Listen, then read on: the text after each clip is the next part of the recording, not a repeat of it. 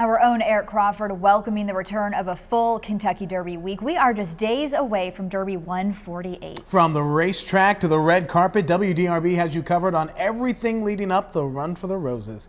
Today we start with our John Lewis at the track where the post position draw just happened. John?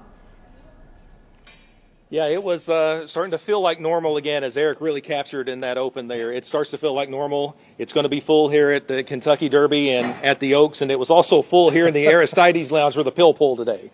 Yeah, it was great to be back in here and watch them. They did 10 horses at a time for the Derby.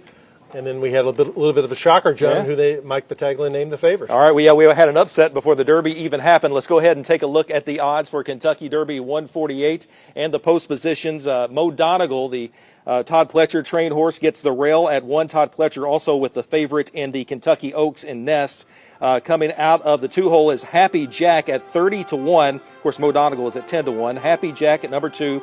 30-1 at number 3 coming out of the 3-hole. Epicenter, the horse that we thought, the Steve Asmussen trained horse we thought would be the favorite, is actually the second choice at 7-2. Out of the 4-hole is Summer is Tomorrow at 30-1. At 5th, Kenny McPeak's Smile Happy at 20-1. At 6, we have Messier, who's Tim Yakteen's trained, well, actually Bob Baffert trained, gone to Tim Yakteen's barn, the third choice at 8-1. Coming out of the 7 is the Japanese trained Crown Pride at 20-1. Coming out of the 8 is Charge It, Todd Pletcher's horse there at 20-1.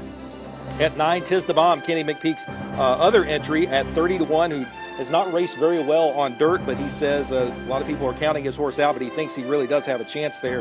And then the favorite coming out of the 10-hole is Zandon, the winner of the Bluegrass Stakes. Chad Brown at 3-1, the first choice, and we'll talk about that in just a second. Rick Pioneer of Medina, Todd Pletcher's other entry, at 30-1.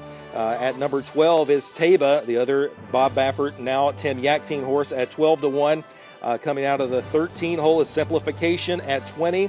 At 14 is Barber Road at 30 and 30-1. The 15 is White Abario. That is a horse I'm pretty interested in, who has really been training at Gulfstream very well. Just got here to Churchill Downs overnight on Sunday, is at 10-1. At 16 is Cyberknife, trained by Brad Cox at 20-1. 17, Classic Causeway. No winner has come out of the 17-hole. Classic Causeway will try to break that 148-year streak at 30-1. At 18 is Tawny Port, trained by Brad Cox at 30-1. At 19, coming down the 19-hole is, I got to check my notes here, it is Zozos, trained by Brad Cox at 20-1. And finally, Ethereal Road, trained by D. Wayne Lucas at 30-1. And Rick, D. Wayne Lucas just this morning finds out he is in the Derby, and he also finds out he's coming out of the 20-hole. It's going to be tough for him. Yeah, tough break for D. Wayne Lucas, who was not here at the draw. Mike Battaglia also wasn't here at the draw after he made the odds, so we couldn't ask him why he made Zandon the favorite over Epicenter. But I did ask Chad Brown, and he gave 3 reasons. One is the Bluegrass Stakes was run more recently than the Louisiana Derby. 2 is the post position draw. He got number 10 instead of number 3. Better to be in the middle of the track. Right. But the most important one is last Friday, he had the best work of any of the Derby horses before the race, and those are the reasons Chad Brown thinks his horse is going to be the favorite. A lot of people go back to that Friday work, and they say it was eye-opening. Well, we write much more about it, Rick and Eric, and we'll have much more on WDRB.com. Reporting live from Churchill Downs, he's Rick Bozich. I'm John Lewis, WDRB Sports. All right.